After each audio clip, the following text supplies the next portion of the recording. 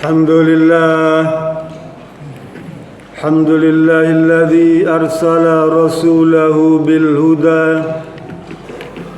ودين الحق يظهره على الدين كله وكفى بالله شهيدا أشهد أن لا إله إلا الله وأشهد أن محمدا عبده ورسوله إقرارا به والتوحيدا اللهم صل على سيدنا محمد وعلى آله وصحبه وسلم تسليما مزيدا قال الله تعالى في القرآن الكريم أعوذ بالله من الشيطان الرجيم بسم الله الرحمن الرحيم fattaqullaha mastata'tum al-ayah.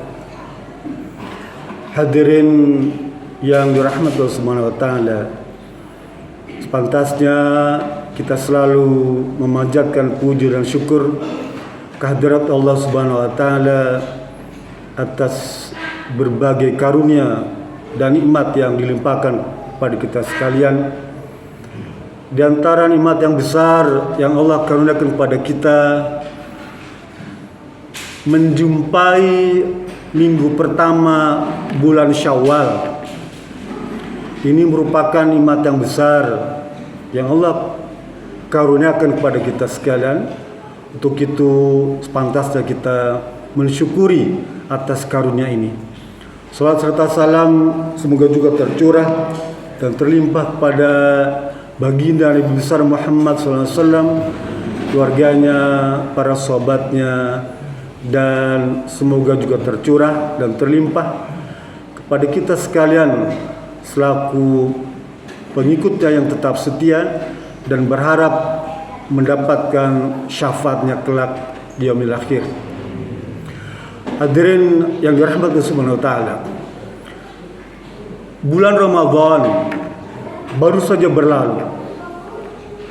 Kalau saja seluruh amalan yang dipraktekkan selama Ramadan itu kita bisa pindahkan di akhir Ramadan ini, hebat ya, spektakuler. Saumnya kita ikuti dengan saum sunnah ya, baik 6 hari ataupun Senin Kamis.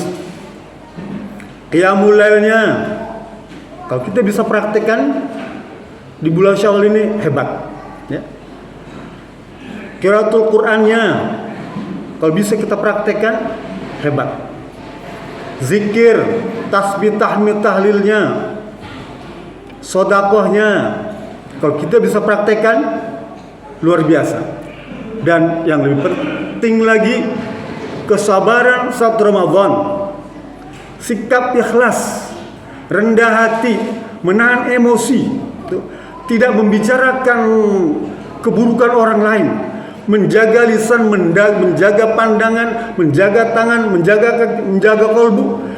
Kalau itu semua kita bisa praktekkan selepas Ramadan, maka ketakwaan yang telah Allah berikan kepada kita semua yang telah melaksanakan saum di bulan Ramadan akan terjaga selama 1 tahun berikutnya. Tapi memang ini bukan perkara sederhana, Pak. Mempraktekkan amal Ramadan di bulan-bulan lainnya itu perkara yang berat ya. Tidak semua orang bisa melakukan itu ya. Sekalipun Allah tekankan dalam surat Ali Imran ayat 102 itu, ya ayyuhalladzina amanu taqullaha haqqa tuqatih ya. Wahai orang-orang beriman, hendaklah kalian bertakwa dengan sebenar-benarnya takwa. Sebenar-benarnya takwa memang dituntut pada waktu bulan Ramadan ya. Dituntut kita agar menjadi insan yang benar-benar takwa ya, pada waktu Ramadan. Tapi haqqut tuqati itu hanya enak di lisan. Kita ngomong takwa tuh di lisan enak, gampang ya. Di lisan pun sederhana ya. imtisalul awamirillah wajtanibun nawahi sirran walaniyatan zahiran wa batinan. Takwa definisinya sederhana, ya. Melaksanakan seluruh perintah Allah dan menjauh seluruh larangannya, baik itu sendiri atau rame-rame, baik itu tersembunyi atau kelihatan, baik yang zahir ataupun yang batin. Itu saja definisinya tuh, ya. Tapi memang gampang diucapkan, dipraktekannya susah. Oleh karena itu hamba Allah sangat lemah, ya. Surat Ali Imran 102 itu haqqut tuqati, sebenar-benar takwa itu kata para ulama dimansuh. Ayat tadi dimansuh, dibatalkan, ya. Dinasih oleh surat At-Taghabun ayat 16. Fattaqullaha mastata'tum, bertakwalah kalian semampu kalian. Jadi sebenar-benar takwa itu ditutup, diganti dengan bertakwalah semampu kalian. Sekalipun Imam Nawawi tidak menerima ini, dia bilang fattaqullaha mastata'tum itu bukan memansuh, bukan menjadi nasih, bukan menghapus ayat sebelumnya, tetapi dia mempertegas bahwa setiap insan itu harus ada rasa takwa walaupun hanya sebesar biji zarah. Biji zarah itu saking kecilnya takwa itu harus tetap ada. Apa biji zarah itu? Tuh, kalau ada genteng bolong tuh ya Pak ya, kena sinar matahari ada debu tuh kelihatan tuh. Itu zarah namanya, ya. Sebesar itu harus ada rasa takwa. Atau kalau kita main pasir tuh di tangan tuh ya, kita bersihkan tuh. Nah itu yang terlempar tuh zarah. Harus ada rasa takwa sebesar itu. Lalu bagaimana kita bisa mewujudkan itu semua agar rasa takwa itu ada dalam kalbu kita, ada dalam jiwa kita. Kata para ulama memberikan bimbingan agar rasa takwa itu tetap terpelihara. Pertama, harus senantiasa terus melaksanakan kewajiban ibadah, sholat, ya. Kalau Ramadan saum, kalau ada rezeki haji, bertanggung jawab kepada keluarga, amalan yang wajib itu bisa mempertahankan sikap takwa pada diri kita yang mampu dikerjakan. Yang kedua, kata ulama, mempraktekkan secara rutin amalan sunnah yang ringan. Amalan sunnah yang ringan. Qiyamul lail memang berat, dia amalan sunnah, tapi relatif berat. Cari amalan sunnah yang ringan. Apa misalnya? Kata Rasulullah, la tahqiranna minal ma'rufi syai'an walau antalka biwajin talik. Jangan kau remehkan, dan sekali-kali kau remehkan amalan sekecil apapun, termasuk menampilkan wajah yang sumringah. Itu sunnah, Pak. Jangan berbalik, menampilkan wajah yang cemberut. Itu tidak sunnah. Sunnah apa? Menampilkan wajah yang sumringah, nampak smart. Ya, tampilkan itu wajah. Lebih-lebih di hari raya ini, hari lebaran ini, kita ketemu saudara, jangan cemberut, tampilkan. Bahkan Rasul tambahkan lagi apa? Tabassumuka biwajhin, tersenyumlah wajahmu itu kalau ketemu saudara-saudaramu. Tadi wajahnya sumringah, lu kembangkan bibir kita tuh ke samping, menampakkan kesan tersenyum. Itu sunnah, ya. Jangan kita menutup bibir kita tuh, Pak. Lisan ini potret hati kita, lisan ini potret apa yang dalam kalbu kita. Selama lebaran ini kalau itu ditampilkan, Pak, luar biasa. Itu bisa menjaga ketakwaan sekecil zarah. Yang ketiga, kata para ulama, wa qulu linnas husna. Ngomonglah, ya. ucapkanlah kata-kata yang baik. Mentang-mentang sudah lepas Ramadan, kita ngomong sembarangan. Ingat, waktu Ramadan setan diikat. Sekarang setan udah dilepas lagi. Sudah nggak diikat lagi. Artinya apa? Ucapan kita itu bisa mengarah pada keburukan. Kita tidak akan mampu menjaga lisan kita karena setan sudah dilepas. Dulu zaman Nabi, ukuran keimanan itu dengan mengukur bagaimana dia menjaga lisan untuk berkata-kata yang baik atau diam. Sekarang bukan hanya lisan, tapi tangan, gadget, ya, memindahkan berita buruk pada orang lain, memindahkan pejabat yang buruk dipindahkan kepada orang lain yang belum tentu bersalah. Ya. Jangan hati-hati, Pak. Kita memfitnah seorang pejabat atau mantan pejabat, oh dia terlibat skandal kasus ABCD. Jangan. Ya. Sudah, stop sampai di diri kita saja. Jangan kita teruskan. Karena itu merupakan ciri orang yang dipengaruhi setan. Bahkan jangan-jangan dia sendirilah setannya. Kan menyebarkan berita-berita bohong atau yang belum tentu kebenarannya. Memang sekarang nih Pak, jejak digital ini tidak bisa dipungkiri Pak. Tapi bukan berarti kita ikut-ikutan memperbesar fitnah, ghibah, ya, mengadu domba. Dia fitnah A, fitnah B, dia adu domba. Ya. Ini yang berbahaya. Bagi siapa? Bagi umat Islam. Bukan bagi kita sendiri, tapi bagi umat Islam juga akan membahayakan apa?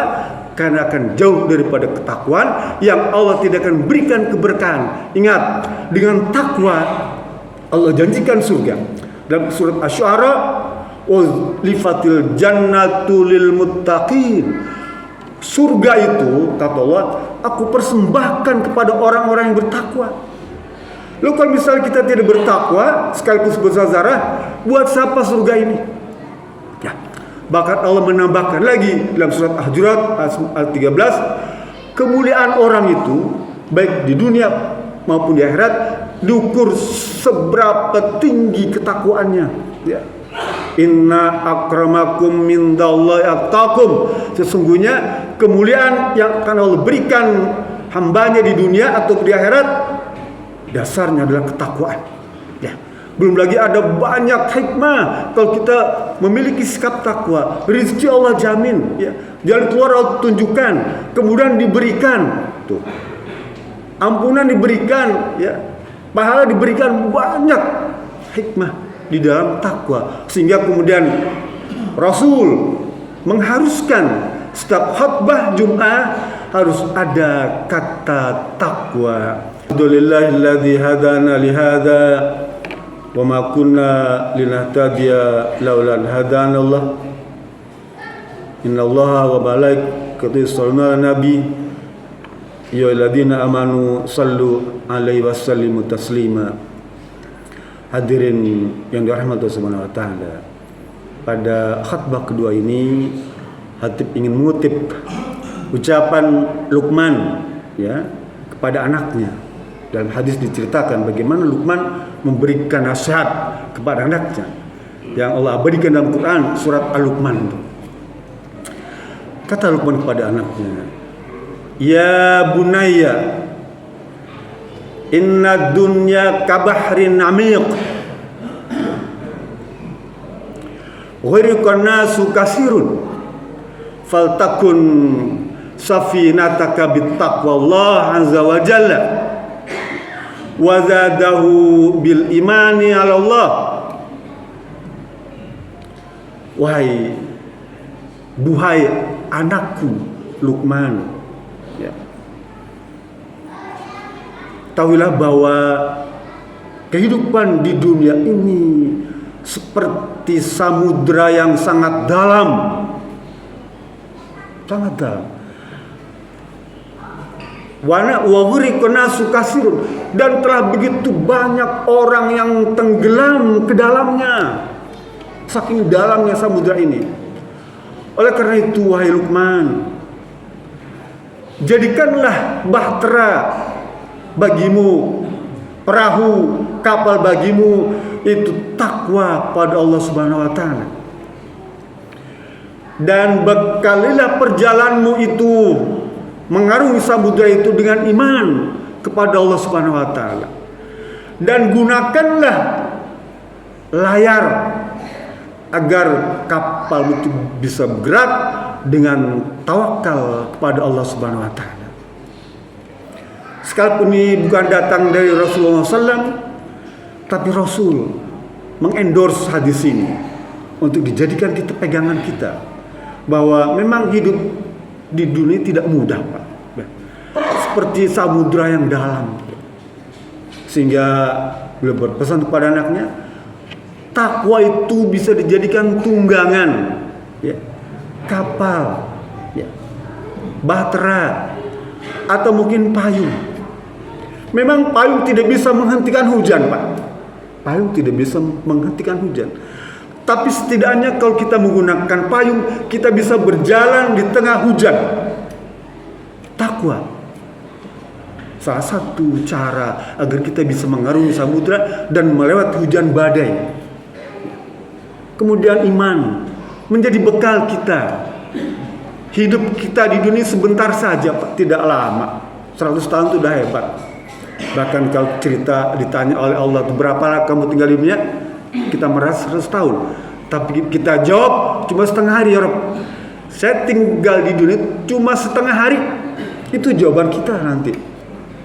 Lalu kemudian gunakanlah tawakal sebagai layar berkembang sehingga kau bisa mengarungi samudra itu dengan selamat sampai tujuan pada yaumil akhir nanti.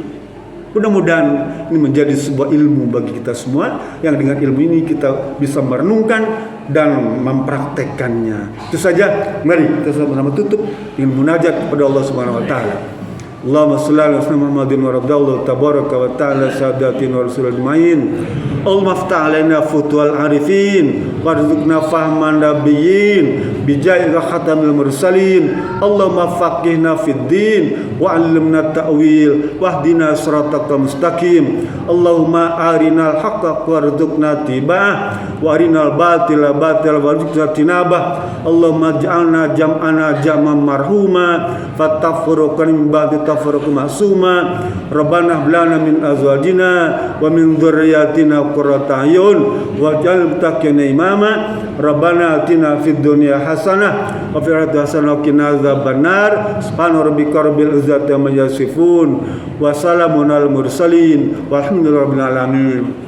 Ibadallah, innallaha ya'murukum bil adli wal ihsan wa ita'i dzil qurba wa yanhal 'anil fahsya'i wal munkari wal baghi ya'idzukum la'allakum tadhakkarun washkuru 'ala ni'matikum wa la dzikrullahi akbar.